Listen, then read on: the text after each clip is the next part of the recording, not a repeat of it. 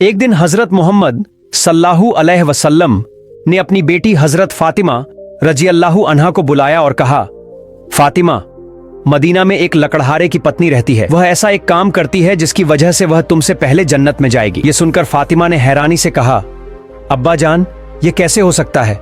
मैं तो जन्नत की सभी औरतों की सरदार हूं। कोई मुझसे पहले जन्नत में कैसे जा सकता है? मुझे भी यह जानने की इच्छा है कि वह ऐसा कौन सा काम करती है। कृपया आप मुझे उसका पता बताएं ताकि मैं जाकर देख सकूं। मोहम्मद सल्लल्लाहु अलैहि वसल्लम ने कहा, फातिमा, आज तुम घर लौट जाओ। कुछ दिनों बाद मैं तुम्हें बुलाकर उस लकड़हारे की पत्नी के बारे में बता दूंगा। फातिमा यह सुनकर घर लौट गईं और कुछ दिन बीत गए। इस बीच हजरत फातिमा रजी अल्लाहु अन्हा बीमार हो गईं। 3 दिन से उनके घर में कोई खाना नहीं था, जिससे उनकी हालत और भी खराब हो गई। उनके पति हजरत अली रजी अल्लाहु अन्हु के पास भी इतने पैसे नहीं थे कि वह खाना खरीद सकें।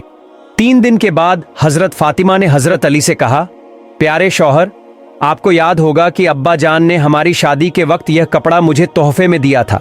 यह एक बरकत वाला कपड़ा है।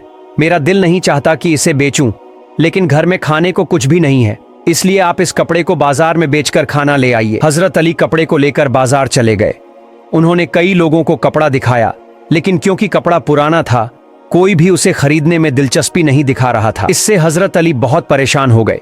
उन्होंने अल्लाह से दुआ की, या रब्बुल आलमीन, मेरी पत्नी और बच्चे 3 दिन से भूखे हैं। यह कपड़ा पुराना है, इसलिए कोई इसे नहीं खरीद रहा। कृपया कोई ग्राहक भेज दें ताकि मैं खाना खरीद सकूं। दुआ करने के थोड़ी ही देर बाद एक आदमी आया और उसने पूछा, अली, क्या तुम यह कपड़ा बेचना चाहते हो? हजरत अली ने कहा, हाँ, आप इसे 6 दिरहम में खरीद सकते हैं। उस आदमी ने तुरंत 6 दिरहम दिए और कपड़ा खरीद लिया। अल्लाह के कुछ फरिश्ते इस घटना को देखकर आपस में बात करने लगे। नबी सल्लल्लाहु अलैहि वसल्लम के सहाबा बहुत दानशील होते थे। वे हर हाल में, चाहे खुशी हो या तकलीफ, दान करते थे। यह सुनकर दूसरी टीम के फरिश्तों ने कहा, यह सही है कि अल्लाह के नबी के सहाबा दान करते हैं, लेकिन वे केवल तब दान करते हैं जब उनके पास कुछ होता है। अगर उन्हें खुद उस चीज की जरूरत हो तो वे उसे दान नहीं करते। इस विवाद को सुलझाने के लिए अल्लाह रब्बुल आलमीन ने कहा, मेरे फरिश्तों, आपस में विवाद मत करो। इस बात की परीक्षा के लिए हजरत अली के पास जाओ।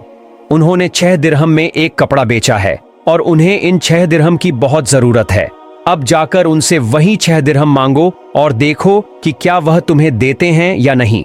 इससे तुम्हारा विवाद सुलझ जाएगा। अल्लाह रब्बुल आलमीन के निर्देश के बाद एक फरिश्ता फकीर के वेश में हजरत अली रजी अल्लाहु अन्हु के पास पहुंचा। हजरत अली उस समय 6 दिरहम से खाना खरीदने जा रहे थे। तभी फकीर के वेश में वह फरिश्ता आया और कहने लगा, ऐ अल्लाह के बंदे, मैं कई दिनों से भूखा हूं। भूख के कारण मेरे शरीर में ताकत भी नहीं बची है।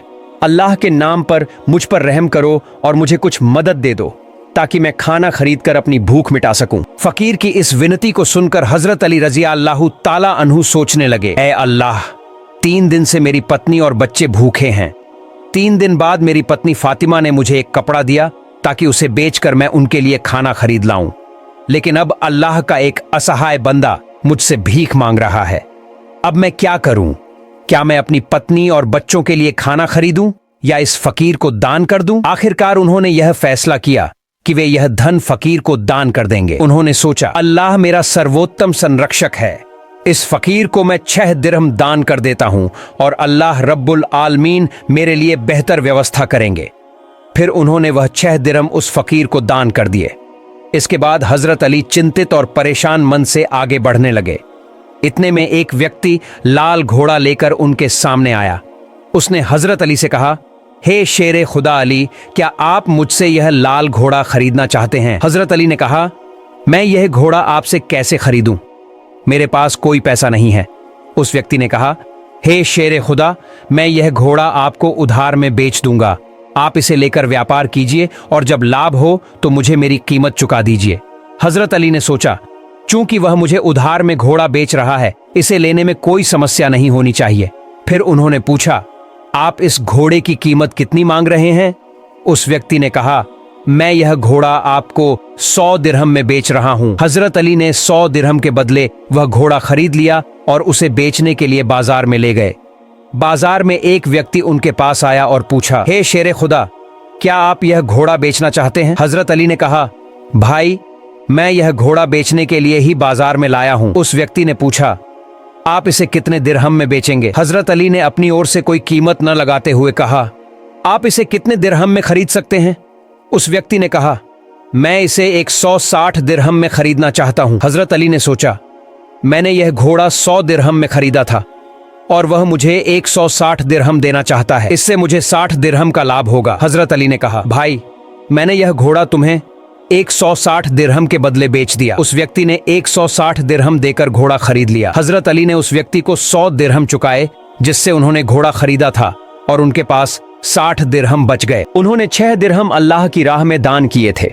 अल्लाह रब्बुल आलमीन ने हजरत अली रज़िया अल्लाहु ताला अन्हु को उनके दान के बदले 10 गुना बढ़ाकर 60 दिरहम लौटा दिए। फिर शेर खुदा हजरत अली रज़िया अल्लाहु ताला अन्हु ने उन 60 दिरहमों से ढेर सारा खाना खरीदकर घर की ओर रुख किया।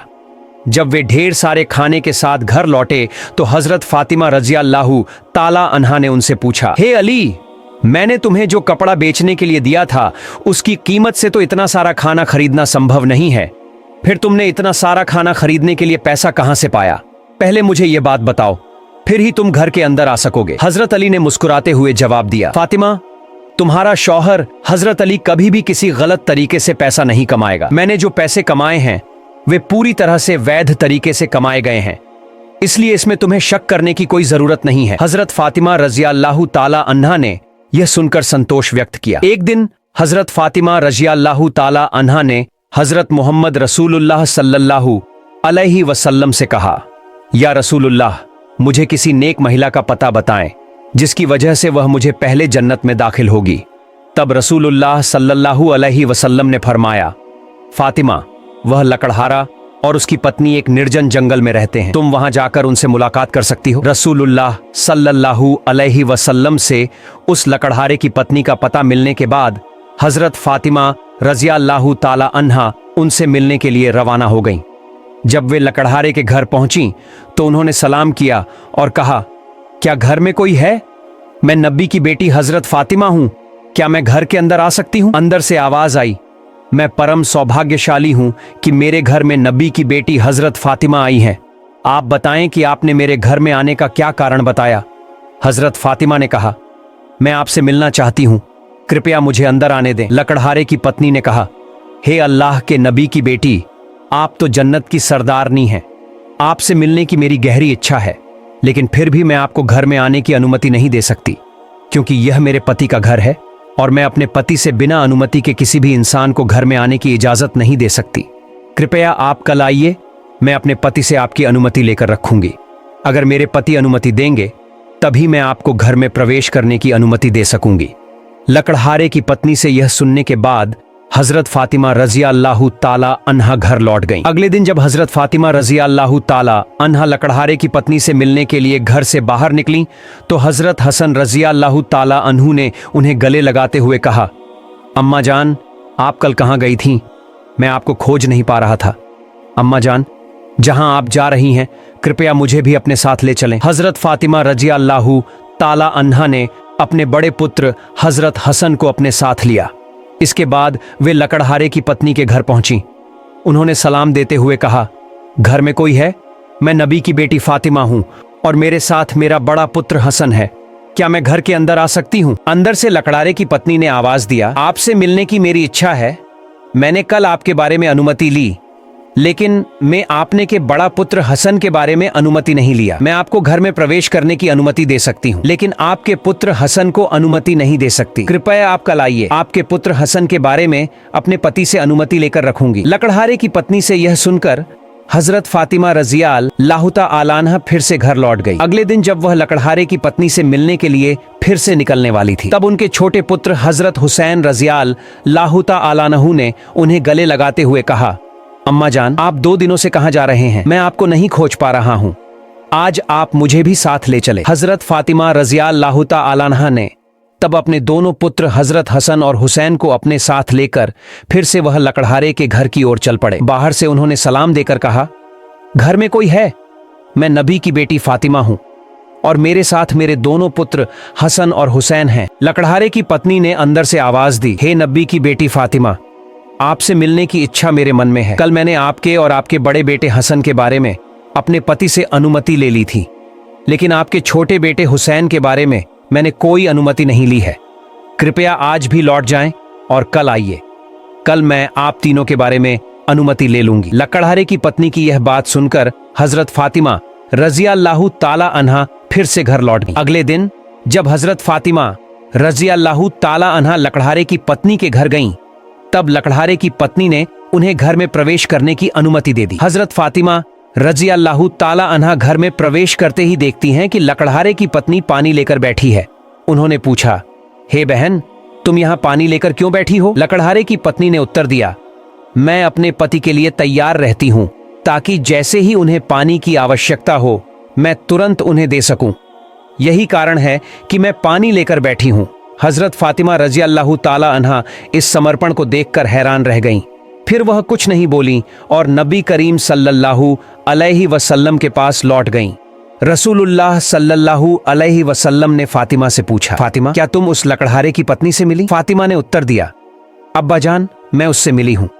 नबी करीम सल्लल्लाहु अलैहि वसल्लम ने पूछा, तुमने क्या देखा? हजरत फातिमा रज़ियल्लाहु ताला अन्हा ने कहा, वह महिला बहुत ही पतिभक्त है। तब मोहम्मद रसूलुल्लाह सल्लल्लाहु अलैहि वसल्लम ने कहा, फातिमा, तुम्हारे लिए उससे सीखने के लिए बहुत कुछ है। हजरत फातिमा रज़ियल्लाहु ताला अन्हा ने पूछा, अब्बा जान, मैं उससे क्या क्या शिक्षा ग्रहण कर सकती हूँ और वह मुझसे पहले जन्नत में कैसे जाएगी? कृपया इस बारे में मुझे समझाएं। रसूलुल्लाह सल्लल्लाहु अलैहि वसल्लम ने कहा, हे फातिमा, कुछ दिन पहले तुमने अपने पति अली को एक पुराना कपड़ा बेचने के लिए दिया था। हजरत अली ने उस कपड़े को बेचकर तुम्हारे लिए बहुत सारा खाना लाया था, लेकिन तुमने संदेह किया कि हजरत अली ने ये सभी चीजें वैध तरीके से कमाई हैं या नहीं, इसलिए तुमने अपने पति को घर में प्रवेश नहीं करने दिया और विभिन्न सवाल पूछकर उन्हें तकलीफ दी, जबकि तुम जानती थी कि तुम्हारे पति हजरत अली कभी भी अवैध तरीके से कमाई नहीं करते।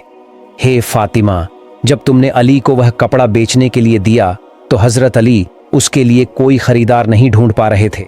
तब अल्लाह रब्बुल आलमीन ने अपने फरिश्ते मीकाइल को वह कपड़ा खरीदने के लिए भेजा। अल्लाह के फरिश्ते मीकाइल ने वह कपड़ा हजरत अली से 6 दिरहम के बदले खरीद लिया। इसके बाद एक और फरिश्ता हजरत अली से उन 6 दिरहमों की भिक्षा मांगने आया और हजरत अली ने वे 6 दिरहम अल्लाह के रास्ते में दान कर दिए। फिर वह चिंतित मन से घर लौट रहे थे। तभी फरिश्ता जिब्राइल ने हजरत अली को एक लाल घोड़ा 100 दिरहम के बदले उधार बेच दिया। हजरत अली उस घोड़े को लेकर बाजार में गए और फरिश्ता इसराफील ने हजरत अली से वह घोड़ा 160 दिरहम के बदले खरीद लिया। अल्लाह रब्बुल आलमीन ने 6 दिरहम के बदले हजरत अली को 10 गुना बढ़ाकर 60 दिरहम दिए।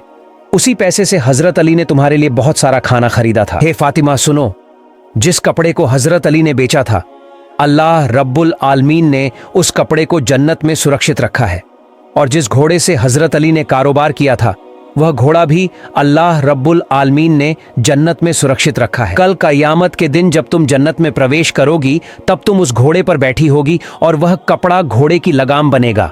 उस लगाम को पकड़कर वही लकड़हारे की पत्नी खड़ी होगी। लगाम पकड़े रहने के कारण वह तुमसे पहले जन्नत में प्रवेश करेगी और तुम उसके बाद जन्नत में प्रवेश करोगी। प्यारे दोस्तों, आज का वीडियो यहीं समाप्त होता है। अगर आपको अगले पार्ट सुनना है तो कमेंट कीजिए। इंशाअल्लाह जल्द ही इस वीडियो के अगले भाग के साथ उपस्थित होऊंगा।